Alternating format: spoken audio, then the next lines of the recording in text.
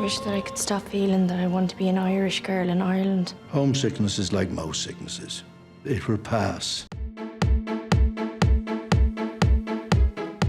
Brooklyn is a little film you may not have heard of yet, but I have a feeling that come this award show season, you definitely will be. And I'm about to bring you my review, so here's the lowdown. Brooklyn follows the story of a young Irish girl named Eilis who lives with her mother and her sister wants her to have a better life, so with the help of a priest that she knows, she gets the opportunity to send Eilis over to America to start a new life. So Eilis journeys to America, ends up living in a boarding house with a bunch of other young girls, gets set up with a job, and there she kind of decides what she wants to be. And there she also ends up finding her first love. And you get to see their love story unfold, but then tragedy strikes and Eilis is brought back home to Ireland. She ends up finding more opportunities in Ireland than she had when she was there before.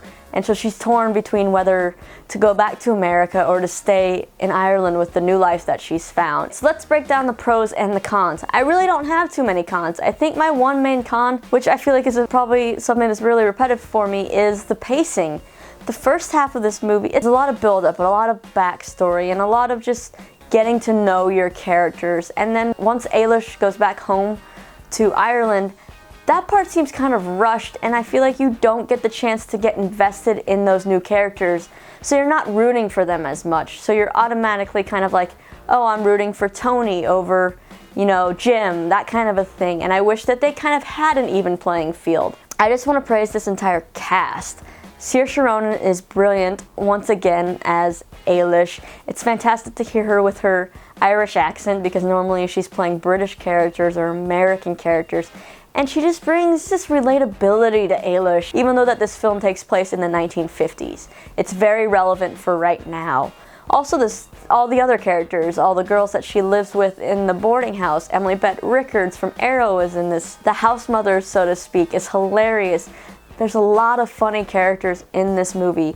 And also praise to Emory Cohen, who's still relatively a newcomer when it comes to acting. I first saw him in The Place Beyond the Pines. I know he's been on Smash, but he brings such a likability to Tony that I'm pretty sure I fell in love with him on screen, with his smile and just the way that he brings the sensitivity to Tony and makes him very likable. You're just rooting for them so much.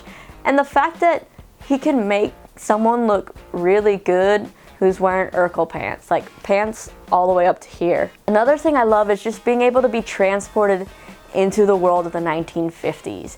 When you're watching it on screen, you kind of forget what time period you're in presently, and you're sucked into this movie.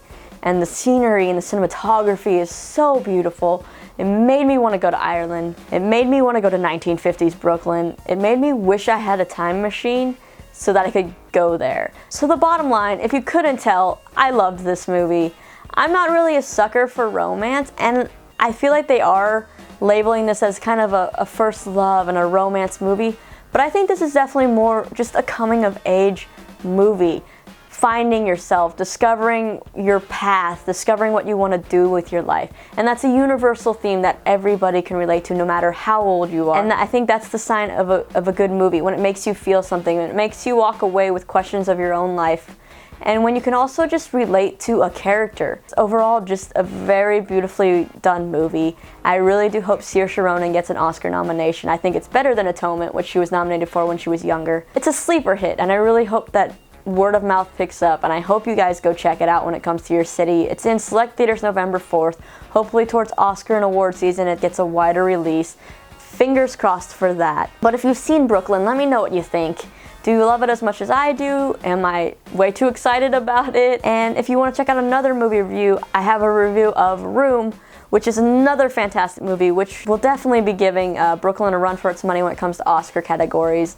It's a fantastic dramatic movie that I feel like everybody should also check out. My name's Lisa Heiser, and if you want more movie reviews, be sure to come back soon and subscribe, because I just really like talking about movies. If you want even more of my movie reviews, click to the left to check out my review of JEM and the Holograms, or click to the right to check out a little spookier movie, or maybe not, Goosebumps. And for even more content from Shine On Media, be sure you hit that subscribe button.